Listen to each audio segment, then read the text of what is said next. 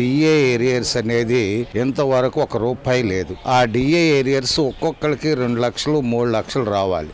అయితే DA arrears ఇచ్చినట్టు ఆ యొక్క పత్రాలలో చూపించి ఇన్కమ్ ట్యాక్స్ కూడా కట్ చేశారు. ఫ్యామిలీ పెన్షనర్ కానీ మామూలు పెన్షనర్ గారు చనిపోతే ఎంత పెన్షన్ అయితే ఆఖరి పెన్షన్ ఉన్నదో అంత పెన్షను మట్టి ఖర్చులకు ఇచ్చేవాళ్ళు. ఇప్పుడు దానిని ₹25,000 ఇవ్వటం అనేది చాలా దారుణం. 1వ తారీఖు పెన్షన్ అనేది కేవలం అందని ద్రాక్ష. తర్వాత ఏ తారీఖు వస్తుందో కూడా చెప్పేట నాదుడు కూడా ప్రభుత్వంలో కానీ ఈ వ్యవస్థలో కానీ ఎవరూ లేరు. ఎప్పుడు వస్తే అప్పుడు తీసుకోవడం, మీకు పడిందా అని ఒకరినొకరిని ఎంక్వైరీ చేసుకోవడం.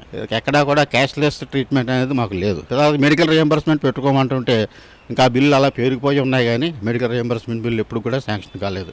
5 సంవత్సరాలు రాజకీయ నాయకులు పనిచేస్తే వాళ్ళకి సకల సదుపాయాలు గవర్నమెంట్ హాస్పిటల్లో జరుగుతున్నాయి, ప్రైవేట్ హాస్పిటల్లో జరుగుతున్నాయి, వాళ్ళకి ఇంపార్టెంట్ ఇచ్చేస్తున్నారు. మరి 35 సంవత్సరాల నుంచి 40 సంవత్సరాలు పనిచేసిన వాళ్ళకి గవర్నమెంట్ ఏ హాస్పిటల్కి వెళ్ళినా అసలు యాక్సెప్ట్ చేస్తలేదు. వైద్య సదుపాయం మా రిటైర్డ్ ఎంప్లాయీస్కి కావాలి, అది మెయిన్.